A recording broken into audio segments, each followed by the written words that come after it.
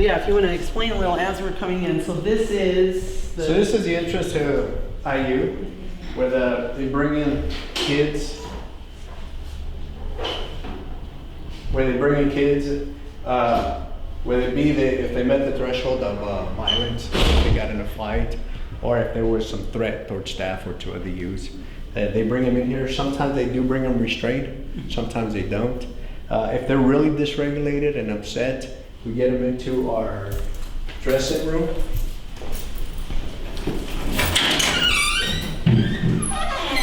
Where this is where we kind of get them regulated and calm them down. One of the things we have is we have some really great staff that have good communication skills and have a positive interaction. They kind of know all the kids already. So they bring them here. Once we got them regulated, calm down, we dress them in, search them, and then we assign them to one of the rooms. Once you get assigned to one of the rooms and they're kind of regulated and stuff, then we note that they're regulated. And then we can start some reintegration paperwork.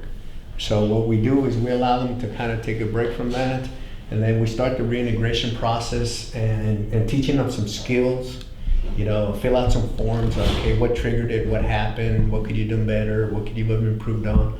And then once we get through that part, it normally takes a day to get through that depending on the amount of kids that we have. And then if they have to mediate that they did get in a fight with somebody else, then what we do is we have them mediate. And we normally have the mediations here, and sometimes the unit managers, they do the mediations in their unit. So there's many occasions, the youth will come in the morning, he'll be gone by the afternoon or the evening. Which is really unique, because I know in a lot of places it's much longer than that. Yes, and then if it's a serious fight that we got to really mediate and make sure, then he'll probably be gone. They'll probably be gone the next day. The other thing that I had to learn and take into consideration is how much did this affect the whole unit, which is something that I would learn to do now. And so I work with the managers and say, okay, is this kid ready to go? So then they tell me and stuff like that. So because you don't want them going back to the unit if they're not ready, obviously. Exactly. And, you know, and sometimes we don't know what's been happening in the unit, so we work on that part of it. And then we have a list of things that consequences that they have. 4 hours on chair or something back in the unit. We have letters of apology. So many different things we have them do, and depending on the issue is what we have. Our skill development coordinators, I do have 4 assigned to me that have done an incredible job and have a great rapport with these kids. So. Geronimo was just here. He said that he had been called to pick up 2 kids, but he said he'd come back. Because we were doing this. He can follow behind us? Yeah. Oh, he already left. Oh. Okay. He just said he would come back. So we do have staff in there, so if you can kind of not. We won't get their faces. Yep, we're good. Oh, hold on one second. I'm gonna walk you through the kitchen real fast, just because you're busy. Okay. You with that?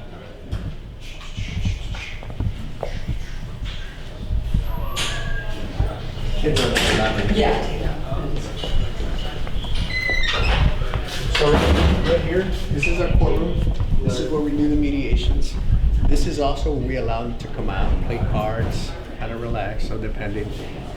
If we're still waiting on getting the approval to get them back to the unit, you know, we give them some out time. You know, we try and give them much out time as we can as possible.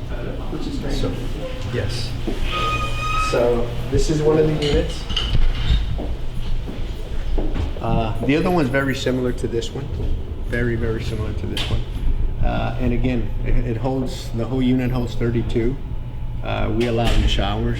We have book carts to give them that. The school brings their homework. So this is where they'll do their homework. We give them puzzles. We have games for them. The other thing, outdoors, we have a rec area. And then we have gym time, so we have a gym. So they can go out to the gym and enjoy that part. So we try and give them all the basic needs that they need. We have their medications and stuff. The meals, we make sure the meals are there, that they have, they're a well proportioned one, but they also at the temperature that they need to. And so the average length of time that to the okay. Just like get away from the guys talking. you guys can come in.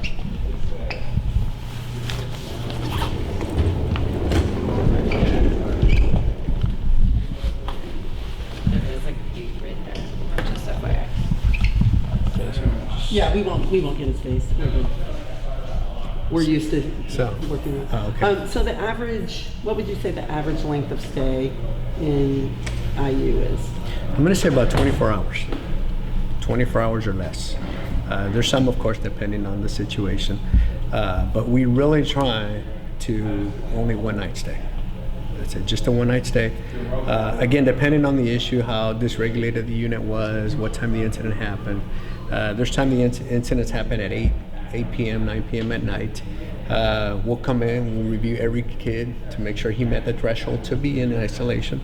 And then once we do that, we start the process and the paperwork. And what I've seen normally by 4 p.m., 5 p.m., sometimes because it dysregulated the unit, sometimes we'll send them at bedtime, 8 p.m.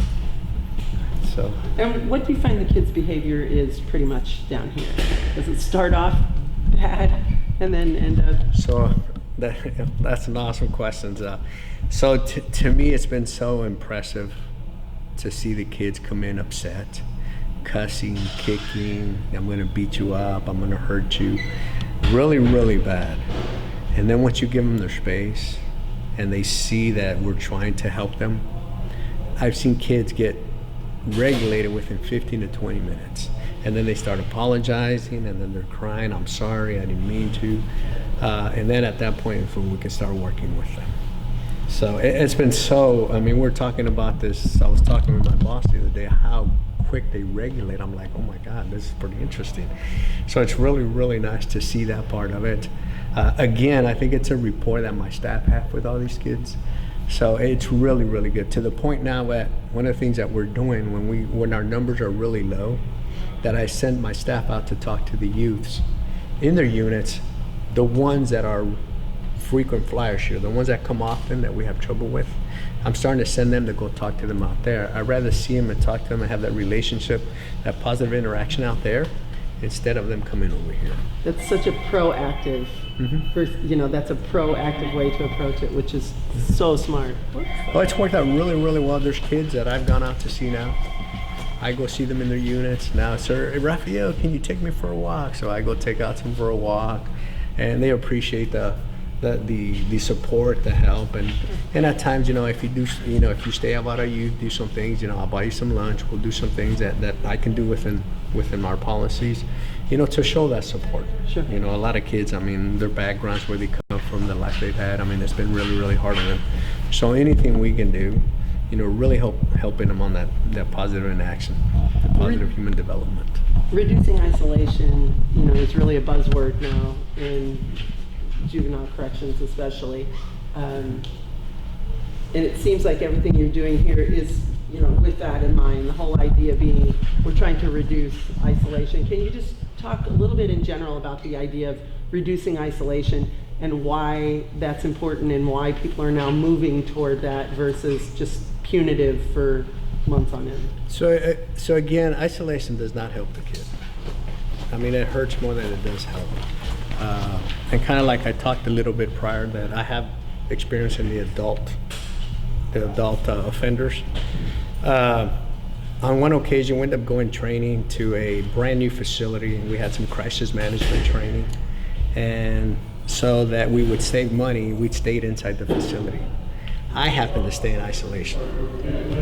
And I now understand why it's so hard. They didn't even lock my door. And the uncomfortableness of being locked up in a cell, those were cells. To me, that was so uncomfortable. And, we come to the realization that it's not really helping them, it's hurting them. So to me, the process and what we're going through here, I mean, it's so beneficial. I open the door and talk to them, how you doing? I sit on the floor, hey, how you doing? How can we help you? My staff do that. They open the door, we go in and talk to him. Kids, unless they're being a threat to us, all the kids here come out uncuffed. Wow. So they're uncuffed, they go to the rooms, to their core, they go to rec uncuffed. There's no cuffing unless there's been some threats. And we've had some, which we have to manage. But overall, we open the door and we talk. I do rounds in the morning, and then I do rounds in the afternoon, and I go, hey, how you doing? How can I help you? And for me, it's been such an incredible experience, because I did, like I told you, over 30 years in adult offenders, and I go and talk to a lot of the offenders, And a lot of the things that they were mentioning to me that was common was, I wish somebody would have helped us when we were young.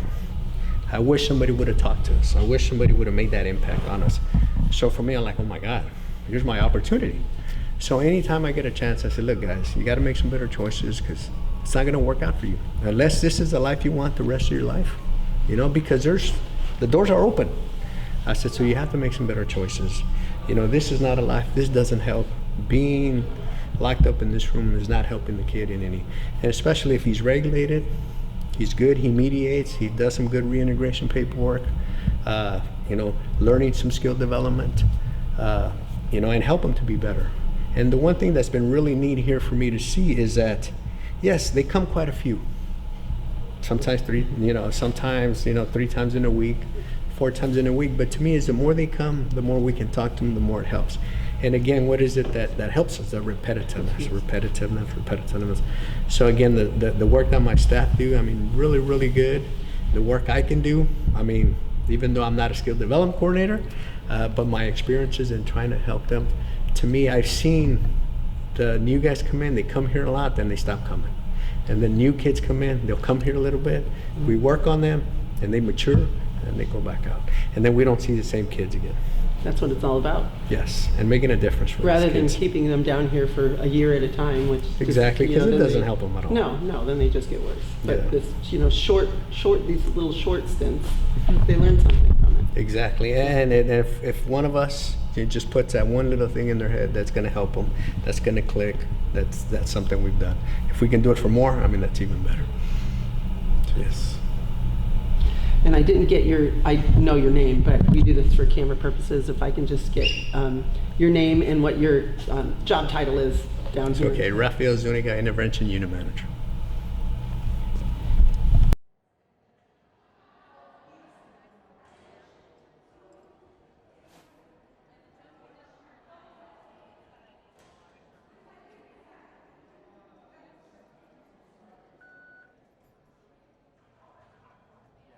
McLaren has always been known as the mothership. It's been referred to for years. Right now there's about 250 kids, and those kids are from 12 to 24 years of age, and they come from all over the state. They all have their own thing going. There's a lot of our mentally ill kids are here. Kind of our most acute, ill, damaged kids end up at McLaren. Our leadership here has made a lot of strides over the last couple years, especially.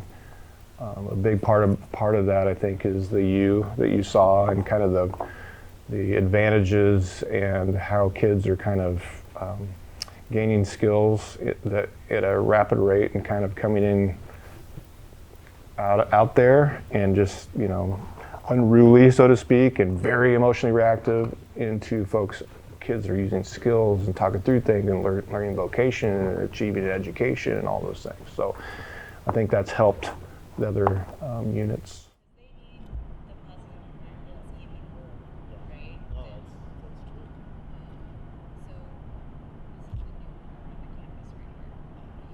My name's Sarah Villarreal. I'm the living unit manager at the U at McLaren. Things that were important to us was definitely the natural light, the openness of the building, and having a larger physical space.